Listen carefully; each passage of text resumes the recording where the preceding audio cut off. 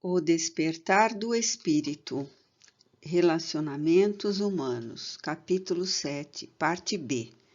Relacionamentos com parceiros ou cônjuges.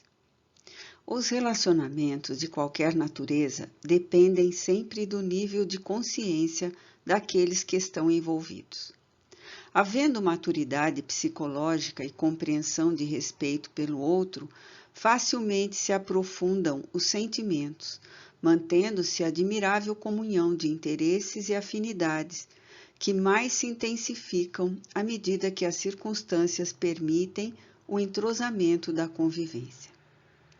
Quando se trata de um relacionamento que envolve a comunhão sexual e os interesses se mesclam com os desejos de posse e de prazer hedonista, a convivência tende a desmistificar o encantamento inicial, dando lugar a futuros desinteresses, ressentimentos e, não raro, ódios e desejos de vingança, o que é sempre muito lamentável.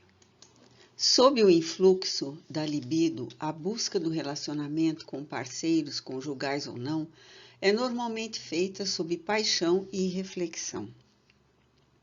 A conquista do outro se torna fator essencial para a harmonia momentânea do indivíduo. Todos os sentimentos são acionados e a criatividade se desenvolve, de modo a propiciar apenas a meta anelada. Conseguido o objetivo, diminui lentamente o prazer da convivência, que cede lugar ao tédio, à falta de diálogo, à morte da comunicação, intercâmbio, esse que é fator essencial para um relacionamento agradável, mesmo quando não planificador. Centralizando os objetivos da existência no sexo, muitas pessoas acreditam que somente ao encontrarem alguém capaz de as completarem é que terão conseguido o momento culminante da jornada humana. Esquecem-se, no entanto, que, passadas as novidades, tudo se transforma em rotina, especialmente quando os interesses egóicos recebem primazia e se fazem responsáveis pelas motivações do eventual encontro. Porque são destituídos de maturidade e respeito humano profundo, essas relações são sempre efêmeras e deixam sinais de amargura, quando não se facultam terminar com rancores danosos para a emoção de alguns dos envolvidos, ou não produzem maior dilaceração na alma de ambos. Qualquer tipo de relacionamento deve ter como estimuladores a amizade, o desejo honesto de satisfações recíprocas, sem que haja predominância de uma vontade sobre a individualidade de outrem. Pela necessidade de conviver, a amizade desempenha um papel fundamental em qualquer tipo de conduta, abrindo espaço para uma gentil identificação de propósitos e de permuta de valores, que constituem elementos de intercâmbio sempre feliz, facultando o crescimento dos interesses humanos e das realizações que proporcionam bem-estar. Indubitavelmente, esse sentimento pode originar-se no inicial interesse da libido, que desperta para a busca de outro ser, na necessidade de companheirismo, na ânsia normal de amar e de ser amado, no prazer do intercâmbio pela palavra, pelos ideais, pelas metas existenciais.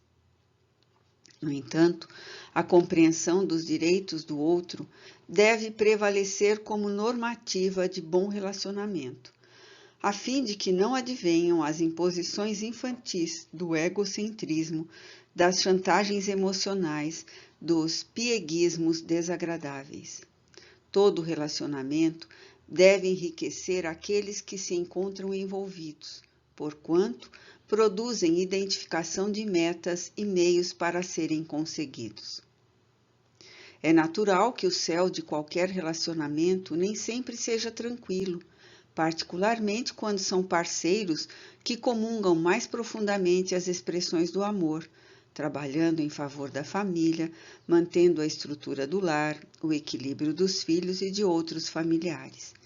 Não obstante, as nuvens das incompreensões logo serão aclaradas pelo sol da razão que chega através dos diálogos saudáveis, facultando o entendimento daquilo que permaneceu obscuro. A fidelidade no relacionamento com parceiro, conjugal ou não, quando há compromisso sexual, é preponderante, porque demonstra a autenticidade do sentimento que a ambos envolve. Quando se apresentam falsas necessidades de novas experiências, defrontam-se transtornos emocionais, insegurança psicológica, debilidade de caráter ou futilidade ante a vida. A promiscuidade de qualquer natureza é sempre síndrome de desequilíbrio emocional e de primarismo moral.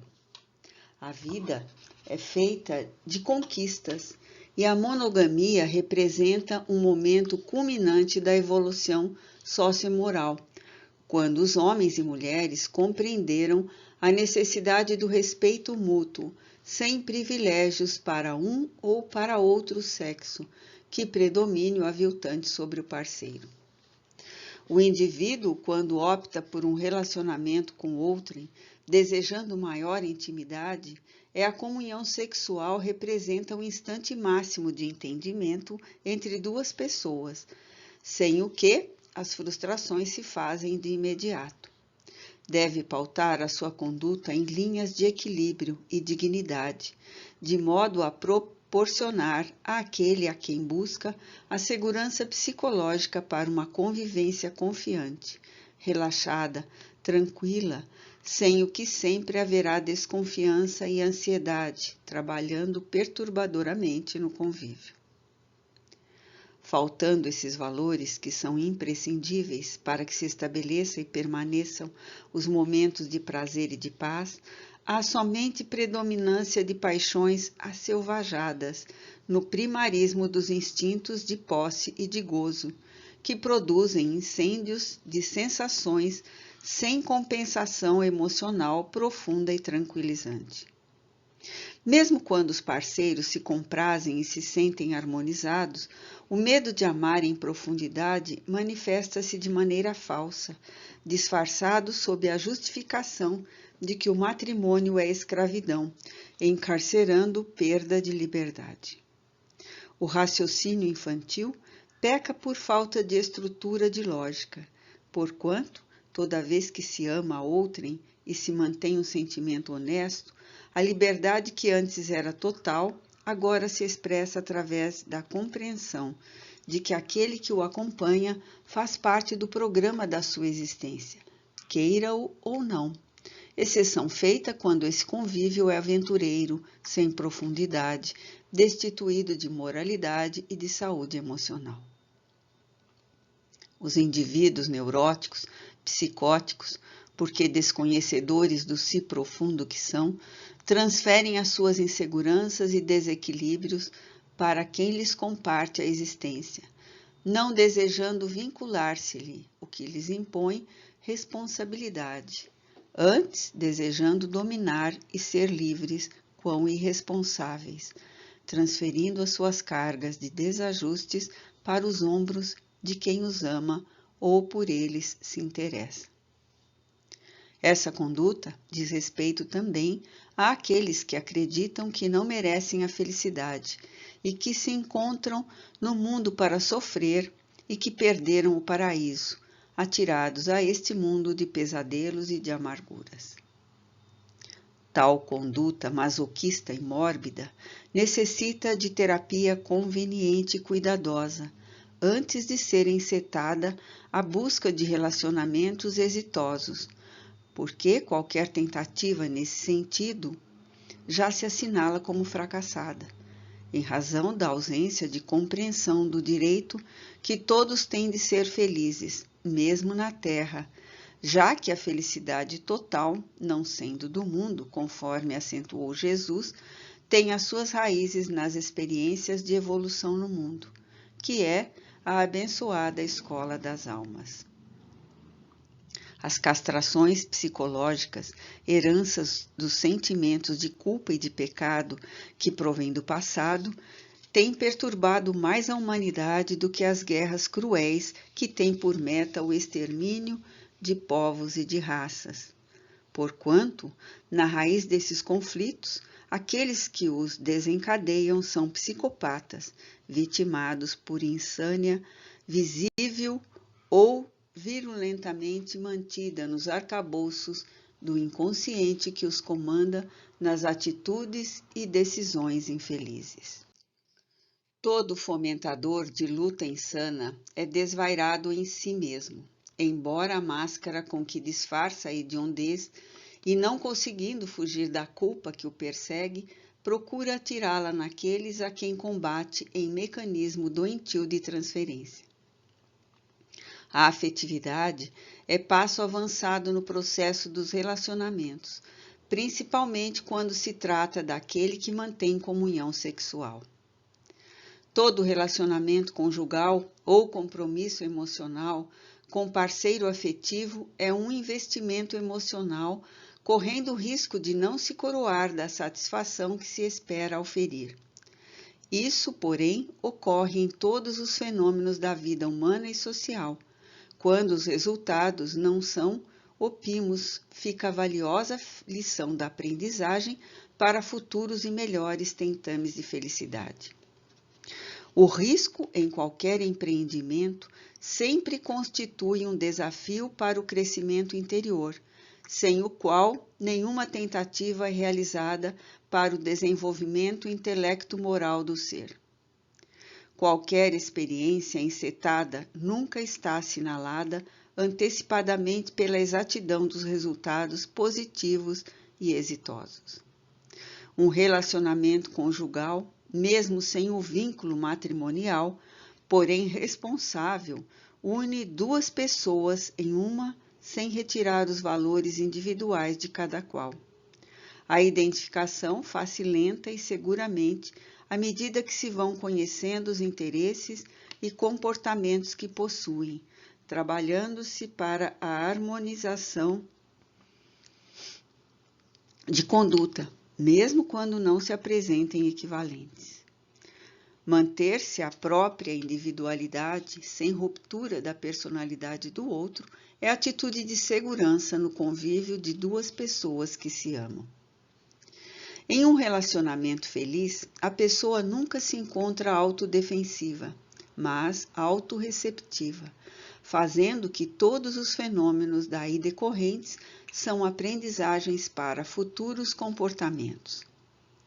Tratando-se de duas pessoas que se aproximam, é totalmente improvável que sejam iguais, no sentido de serem destituídas de personalidade, e que tenham sua forma de ser e de encarar a vida, não sendo obrigadas a mudar de conduta somente porque se vinculem a outra.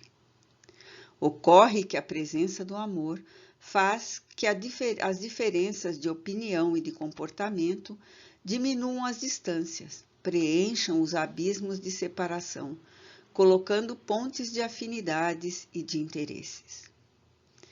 Desde que não haja a paixão de um impor a sua forma de pensar e de agir sobre o outro, nenhuma diferença constitui impedimento, quando são respeitados os direitos de continuar a viver, conforme melhor aprouver, sem agredir a quem comparte a convivência.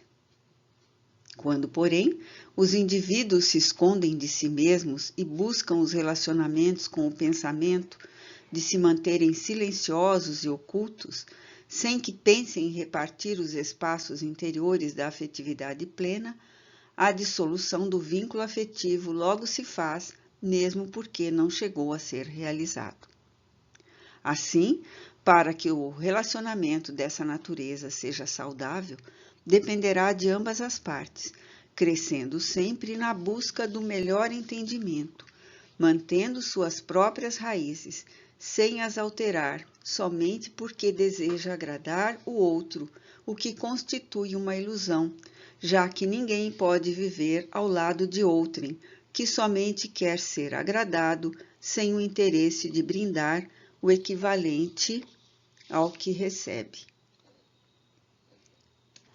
A presença da supermãe protetora e vigilante está projetada na esposa ou na companheira, que nunca deve aceitar essa transferência da personalidade infantil e não desenvolvida do seu parceiro. No relacionamento feliz, não há manipulação nem mistificação, mas autenticidade, sem agressividade e verdade sem rudeza. Avançando na direção da meta de repartir alegrias e compartilhar júbilos, os relacionamentos conjugais ou não serão sempre saudáveis. Relacionamentos sociais. Todo aquele que adquire madureza emocional no grupo familiar e no conjugal está preparado para os relacionamentos em esfera mais ampla, no agitado mundo dos interesses sociais. Os relacionamentos sociais são de vital importância para os seres humanos. Quem não se relaciona no grupo social desintegra a personalidade e atormenta-se em sentido crescente. O calor humano no interrelacionamento social constitui fator básico para o crescimento psicológico, desenvolvendo a área da afetividade com toda a gama de sentimentos profundos que existem em germe no imo de cada ser. O impositivo do instinto gregário responsável, de algum modo pela sobrevivência das espécies animais, induzindo a convivência no grupo, desvela-se mais amplamente em emoções superiores que emulam a espiritualização, quando os sentimentos fraternais superam os níveis que agrilhou o indivíduo aos automatismos primários. O relacionamento social tem início quando o ser humano compreende a estrutura de tudo quanto o cerca e deixa-se envolver pelo ambiente em que vive, tornando-se parte ativa do mesmo. Relaciona-se, então, com os minerais, desenvolve os sentimentos de respeito e admiração pelos vegetais. Amplia a capacidade de amparo aos animais, trabalhando pela preservação de todas as formas viventes e, por fim, irradia-se na direção das demais pessoas como membros reais de sua família, partes integrantes que são da sua vida. Nos reinos inferiores, o relacionamento é vivido apenas por parte daquele que pensa e que sente racionalmente, porquanto neles, ainda não existindo uma consciência que possa responder pelos sentimentos que lhes são direcionados. A doação é unilateral, com uma consequência sutil para quem a proporciona: o prazer de estar vivo e partilhar de todas as formas da vida. Nos vegetais e nos animais, no entanto, essa experiência já se faz em dupla via, porquanto existe sensibilidade e, nos últimos, a presença de uma percepção mais desenvolvida que permite a captação e a retribuição de tudo quanto lhes é direcionado.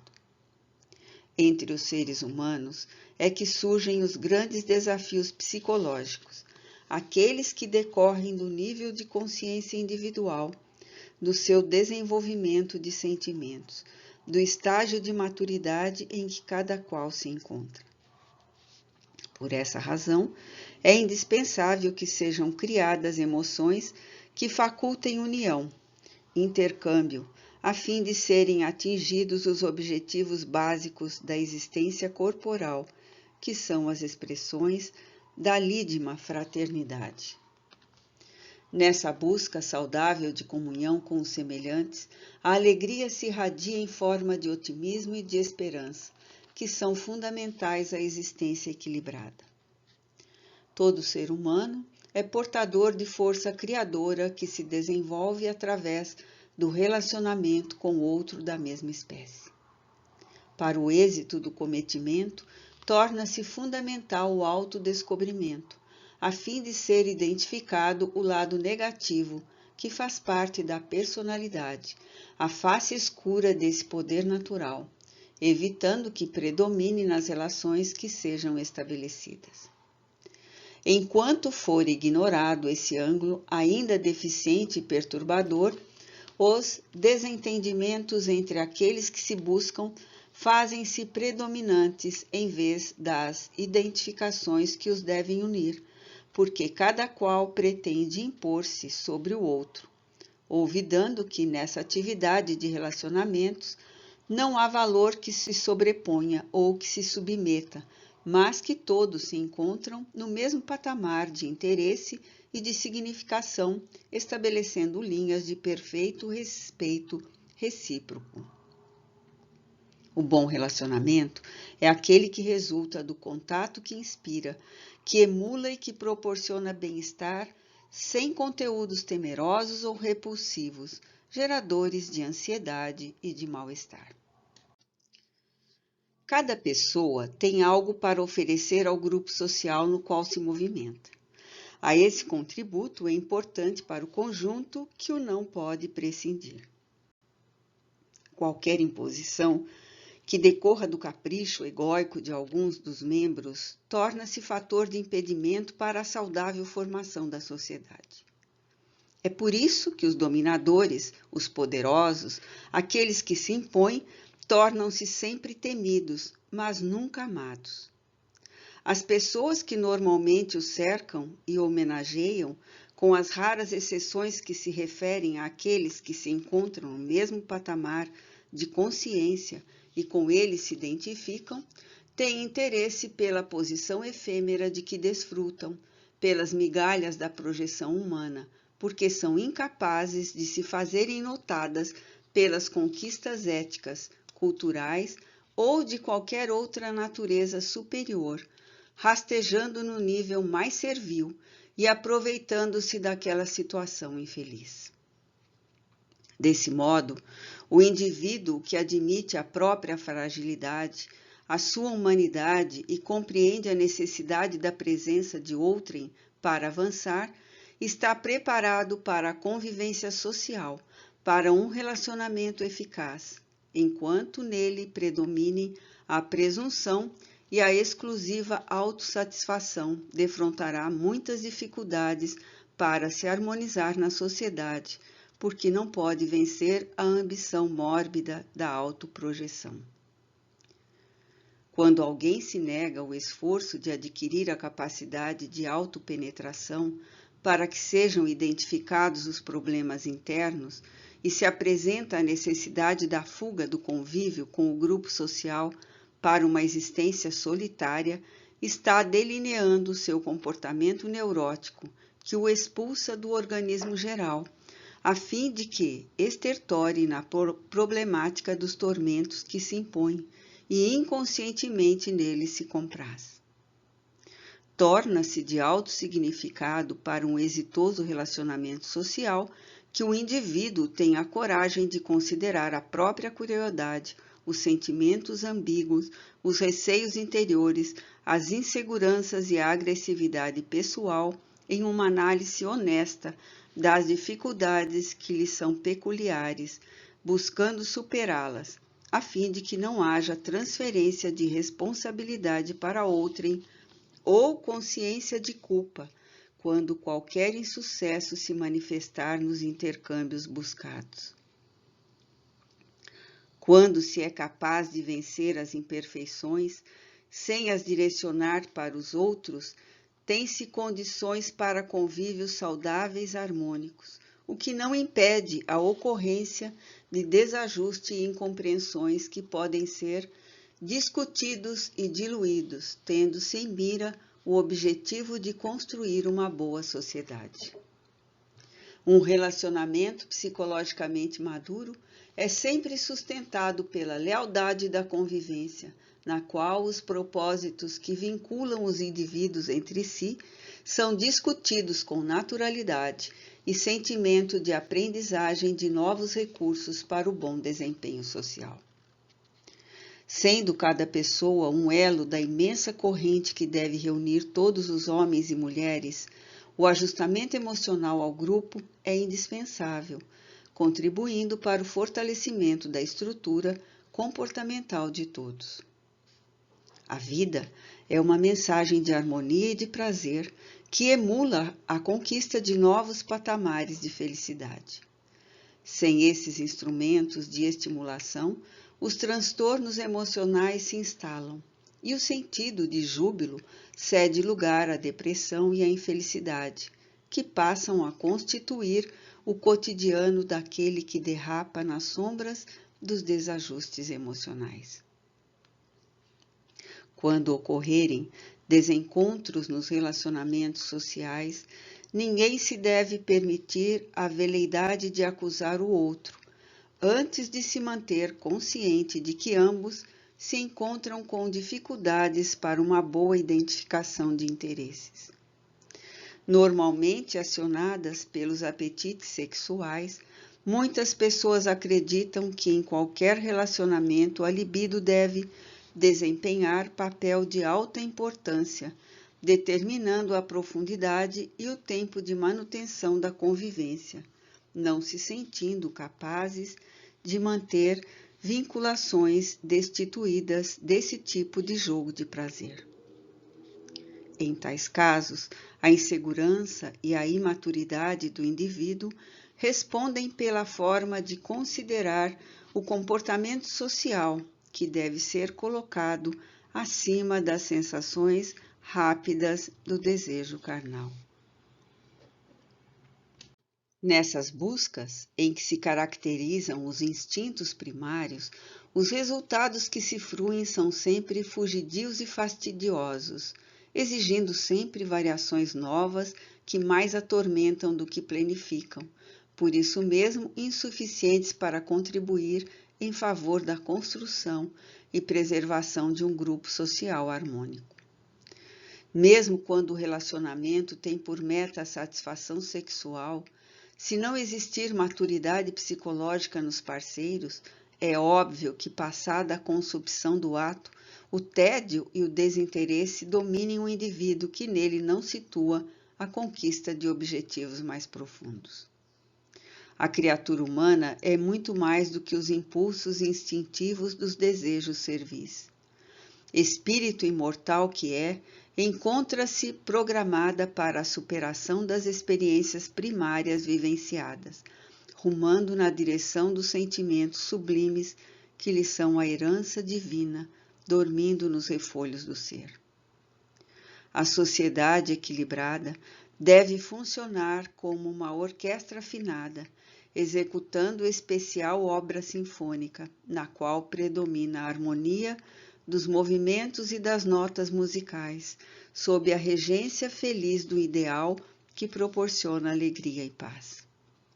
Para que isso seja logrado, o amor desempenha um papel especial, o de conseguir superar as dificuldades naturais da fase inicial de identificação, quando todos ainda não se conhecem e se mantém o compreensível receio de suscetibilização de um em relação ao outro, ou de não poderem corresponder ao que cada qual é esperado.